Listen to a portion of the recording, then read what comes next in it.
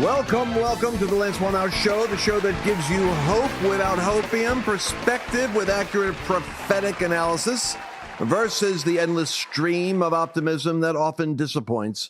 I'm going to be telling you today about what's going on with Project Veritas. I want to dig in on that story because I believe that the missing piece behind the Project Veritas firing of James O'Keefe, it's the part that you'll never get on the Bannon War Room, even with my friend Charlie Kirk, though they might allude to it, they do not understand. Spiritual warfare is real. When you deal with Pfizer, you're dealing with this multi-billion-dollar pharmaceutical power mechanism, which working along with Dr. Fauci here. This portion is too hot to handle for social media. Go to lancewallnau.com/podcast to listen to the entire show. Folks, for at a time like that, for the Naomi Wolf book to go to the top, even in spite of suppression, go to the top of like the top 5 best-selling books in America, exposing the vaccine danger. Ooh, this ain't gonna stop. And then you put the Pfizer Project Veritas expose at the same time. It's like Asbury Revival coming out at the same time as you have National Prayer for College Week, and coming out at the same time, whether you subscribe to this theory or not, as prophetic words about what was going to happen with Kansas City in the Super Bowl. Just as they won in 1970 in the last revival, they would win again at the time of the next revival. And that revival means that God's going to start to raise up a new architecture of leadership in the body of Christ that will serve to transform America. That was what Jones' prophecy was, Bob Jones' prophecy. These things are all interconnected. And it's not far for me to see the connection, because the dots, I take the spirit realm, the prophetic realm, natural realm, I look at them, I look for the patterns where they conspicuously connect, and I'm telling you this, O'Keefe was taken out as a satanic backlash for the trouble he has caused the devil with his exposés. They don't have a spiritual covering. They probably don't have adequate intercession for them. They're on the front lines exposing the devil, doing the work that Christian journalists aren't doing. And as a result, it's a predictable thing, like a church split in a revival community. The devil wants to break up unity wherever it's going to be the most effective against him. And you've got that going on now. Let's hear James O'Keefe talk about his ouster from Project Veritas in his own words. I want you to hear it. There were tactical disagreements about the boldness of approaches soliciting donations. I was told, and I'm paraphrasing, by asking for X dollars right now, you will prevent 10X dollars down the road. That advice ran contrary to everything I knew to be true in my 13 years of fundraising. But that conflict was even more fundamental, and essentially boiled down to this. And my vision, I'm going to paraphrase Howard Rourke, the architect, quote, I don't build in order to have donors. I have donors in order to build. That's what I believed, and I felt like we had a conflict of visions. We measure our success in terms of what we produce, not just in terms of our wallets. That was a pretty fundamental conflict, I felt. The day prior, I had informed him in front of his colleagues that if he wasn't willing to follow my lead, he'd be shown the door. I tried to deal with it privately, but I was unsuccessful, and the disagreement boiled over publicly in a staff meeting. The next day, this individual refused to resign, so I fired him. Later that same day, that's Thursday, February 2nd, a few days after the 50 million viewed Pfizer videos, I was informed by a different officer of Project Veritas that he would go to the board in a few hours from that moment and have an emergency vote to restructure this company. Receiving an agenda in my email while I was sitting on an airplane tarmac with the doors closing, the meeting was scheduled for the moment that my plane landed in Nashville.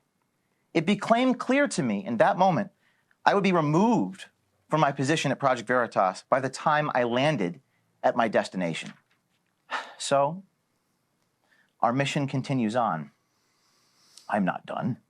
The mission will perhaps take on a new name, and it may be no longer called Veritas, Project Veritas. I'll need a bunch of people around me, and I'll make sure you know how to find me.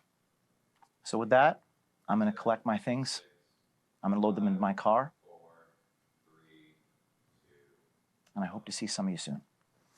Well, you can see he's trying. He's a strong man who could take a lot of heat. The government, Biden's been after him. I think he was under an electronic surveillance for a long period of time because he was set up with the Hunter Biden, probably the weird perversion diary of his, not Hunter, but Joe Biden. The whole family's so bizarre.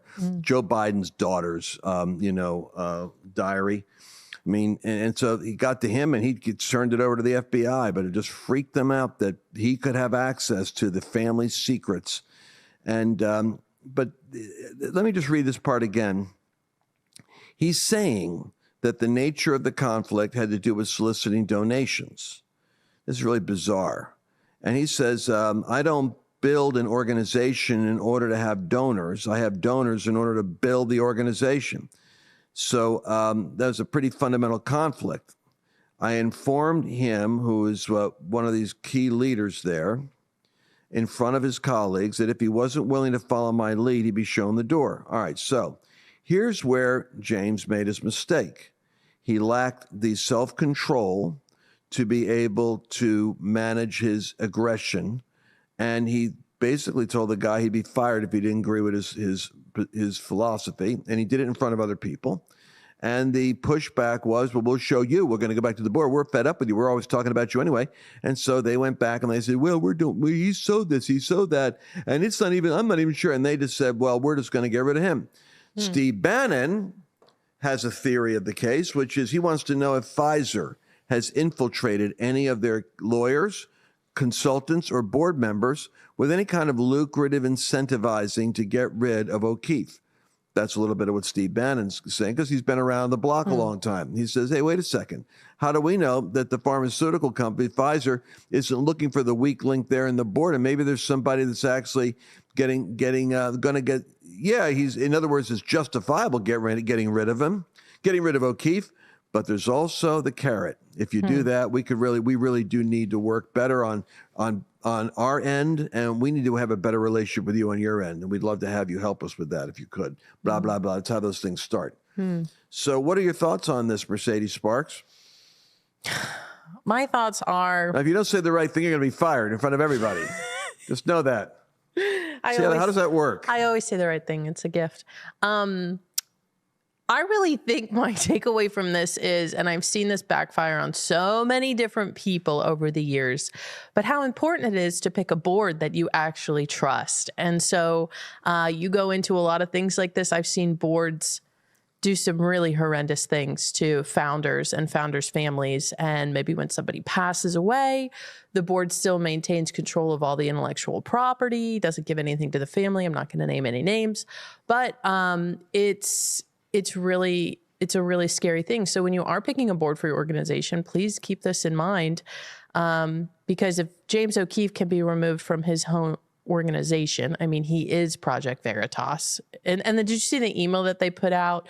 Charlie shared this email the other day, and it was like, we're going to move forward here. It says this, it says, we must take this opportunity to prove that Project Veritas is not a cult of personality, but a force to be reckoned with. And we will grow and thrive and produce and distribute content that uncovers corruption and hypocrisy. Project Veritas is doomed. Isn't it nuts? I'm going to tell you right now. And you guys all know me. Like I'm trust me when I say this. And go to the bank on this one. Project Veritas, under that name, is because you know who they are? They are the Republican Party trying to get rid of Donald Trump. So, okay, Donald Trump is. I'm telling you, people are still coming up to me, friends of mine. Lance, what do you think about Trump? I mean, they just got this pained look on their face. They just wish you would just go off into the night. And I say, look, man, you guys are going to create the new dynamic Republican Party without Donald Trump. And you're going to prove that you're not a cult of personality. First of all, read that line. Who are they trying to impress? Their liberal peers, their friends that they want to get a nod of journalistic approbation from. Oh, you guys with James O'Keefe. No, we're legitimate. No, you're James O'Keefe. Oh, no, we're a legitimate organization. We're going to prove that we are, and we're not a cult of personality. We just don't jump through hoops because James O'Keefe tells us to do it. We're not his little lapdogs. We're real grown men and women. We have our own egos and our own identity. Forget it. James O'Keefe built it. James O'Keefe destroyed it. It's not that James is entirely a victim. He's a victim of his own constraints. I've learned this lesson. I haven't practiced it fully, but I do. And I want you all to hear this proverb. No organization will ever be able to rise above the dominant constraint of its leadership. In James O'Keefe, you have a high achievement drive. That's why he's like, I don't even know the guy's married. He's driven. He's like Andrew Breitbart, driven. These guys don't do good with marriage, like Bannon, driven. 95 to 96% achievement drive. What you want is a 93%. We have science on this stuff. I study this stuff. You want a driven person who's just short of being a workaholic, meaning they know how to shift gears and focus on nurturing the relationships around them. The people that are dangerous aren't the Steve Jobs with the achievement drives that burn out their friends and drive people crazy around them. They're the people that have a 92 to 93% achievement drive, meaning that only 8% of the world is more obsessed with winning than them. But they balance out that little margin of like that 8 or 9% they're not driven by to focus on others around them that are important to their cause. That's nurturing the key relationships, that your spouse, your children, your key partners and stakeholders. And the most successful CEOs of sustained $100 million operations in the kingdom, we've got data on this. They have a 90% or higher, but not workaholic achievement drive, married to like an 80% or a 75% nurture factor, which means that they're driving you, but you know they love you. The greatest leaders are those. I mean, Jesus had this style. I know that you guys are going to argue with me, but I promise you, on the night in which he's betrayed, him getting up 3 times, waking them up, saying, get up and pray, get up and pray, get up and pray. This was a young leader who demanded total commitment from his followers. His posse was 100% leave your family, leave your father, leave your mother, or you're not worthy of me. He'd required 100%. We're going to tell you, where are we going? Trust me. When we get there, you'll find out. Yeah. 100% commitment. And at the same time, he having loved his own till the end, they knew that he did what he did because he loved them. That's the perfect tension. O'Keefe, I promise you, there are people there that love him and that are loyal to him, and that in a strange kind of dysfunctional way, you could see it. He's alluding to it. He says it in his transcript. He says, I know that some of you are going to stay in touch with me. You're going to work with me. Because there are people that he knows love him and that he loves them. He's just not a nurturing style leader. He is a highly competitive, dominant, winner takes all, Breitbart, Bannon style tank coming. He's a Patton. But guess what? You got to hire smart, James. You got to have, like to Mercedes' point, you got to have a board that'll have this fight with you in private, not in public. Well, they'll sit you down and say, James, the way you handled that was not professional. The way you handled it was demeaning and destructive. You will not build an organization, nor will you have money coming to you if word gets out that you're emotionally not capable of handling the growth. Yeah, I think, I was thinking a couple of things as you're talking, which is like, I want to get your thoughts on this because it'd be interesting to know what his disc style is, because you're making it sound like he's a DC pattern, right? Like double task, kind of like Paul would have been. But yet he was in Oklahoma, right? Didn't he do that whole? So then that makes me think he's like an It's like a showman, kind of like What do you mean he was in Oklahoma? But wasn't he in a play? He was like the lead in this play in Oklahoma. Are you serious? Yeah, that's one of the things I thought he got in trouble for. I'm looking at Carl over there. Carl, is that right? Yeah. What do you mean 100%? Yeah, that's right.